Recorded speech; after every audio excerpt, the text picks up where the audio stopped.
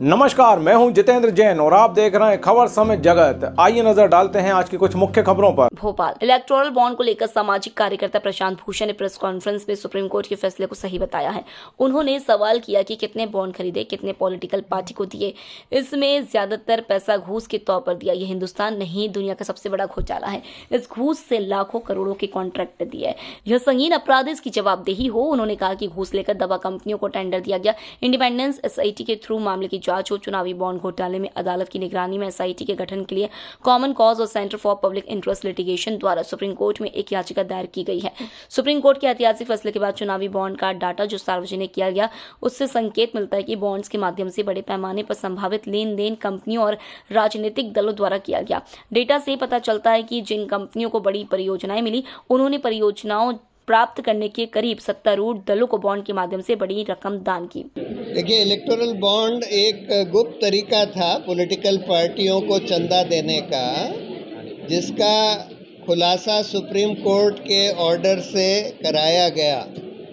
और जो खुलासा हुआ है उसमें जो सामने आया है इंफॉर्मेशन, वो ये दिखाता है कि अधिकतर इलेक्टोरल बॉन्ड जो 16,500 करोड़ के इलेक्टोरल बॉन्ड खरीद कर दिए गए, उसका अधिकतर पैसा घूस के तौर पर कंपनियों ने उन पार्टियों को दिया जो वो सरकारें चला रही थी, जिनके ज़रिए उन कंपनियों को कॉन्ट्रैक्ट दिए गए या उनके हक में पॉलिसी बदली गई, या फिर ED, IT, CBI का एक्शन उनके ऊपर चल रहा था, उससे हाथ खींच लिया गया। और या फिर ड्रग कंट्रोलर ने उनकी दवाइयों को सबस्टैंडर्ड का करार दिया था, या जानलेवा दवाइयाँ थीं, उनको चलने दिया गया ये इलेक्टोरल बॉन्ड के ज़रिए घूस लेकर। और इसलिए इसको परकला प्रभाकर, निर्मला सीतारमण जी के हस्बैंड, कहते हैं कि ये सिर्फ हिंदुस्तान का ही नहीं, विश्व का सबसे बड़ा घोटाला है।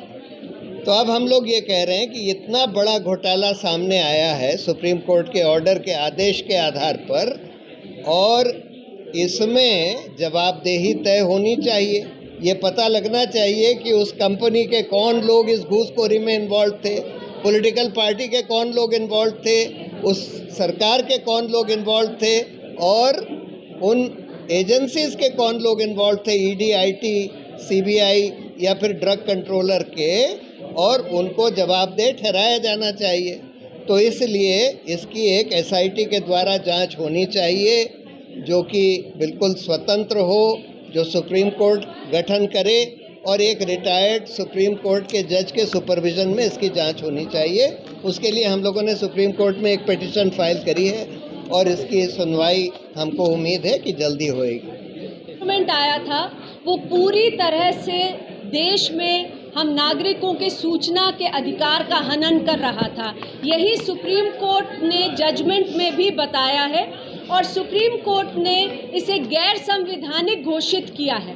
अब जो डेटा निकल कर आया है इलेक्टोरल बॉन्ड्स के ज़रिए से, उसमें पूरा नज़र आ रहा है कि किस तरह से एक बड़े स्केल पर घोटाला हुआ है।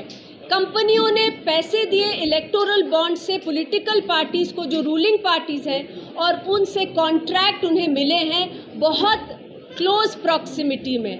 और तमाम जो ED, CBI, IT जैसी इन्वेस्टिगेटिंग एजेंसीज़ हैं, उनका रोल भी इसमें नज़र आ रहा है कि बहुत ज़्यादा इसमें एम्ब्रॉयड है वो, क्योंकि उनकी जब रेड्स चल रही थी उसी समय पर उन्होंने पैसे दिए हैं सेंटर में जो रूलिंग पार्टी है भारतीय जनता पार्टी को। और मनी लॉन्ड्रिंग के बहुत सारे केसेस सामने आ रहे हैं इस इलेक्टोरल बॉन्ड्स के डेटा से।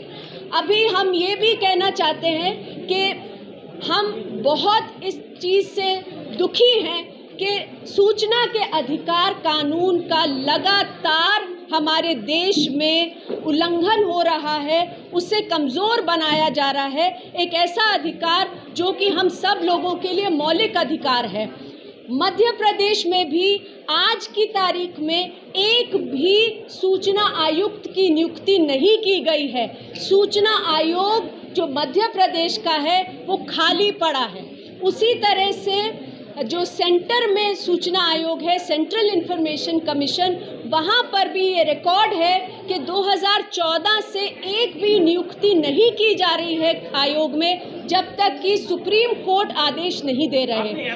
तो आज हम लोगों ने एक याचिका दी है जो गवर्नर हैं उनको कि यहाँ पर तुरंत जो इंफॉर्मेशन कमिश्नर हैं उनकी नियुक्ति की जाए और एसआईटी का गठन की मांग हुई है इलेक्टोरल बॉन्ड्स के केस में और सुप्रीम कोर्ट में इंफॉर्मेशन कमीशंस के ऊपर भी एक केस चल रहा है जिसमें सुप्रीम कोर्ट सूचना के अधिकार के लिए कह रहे हैं कि नियुक्तियां होनी चाहिए कमीशंस में और ये मांग अब हम लोग ने रखी है कि एसआईटी का भी गठन हो इलेक्टोरल बॉन्ड्स के पूरे मामले। आपके लिए समय भी मिला है, जो याचिका है आपकी वो मंजूर कर ली गई है? जी, नंबर मिल गया है, उसकी सुनवाई अब अगले हफ्ते होने का उम्मीद है। खबर समेत जगत के लिए संवाददाता आदित्य सराठी की report. For latest news, subscribe to our channel and press the bell icon.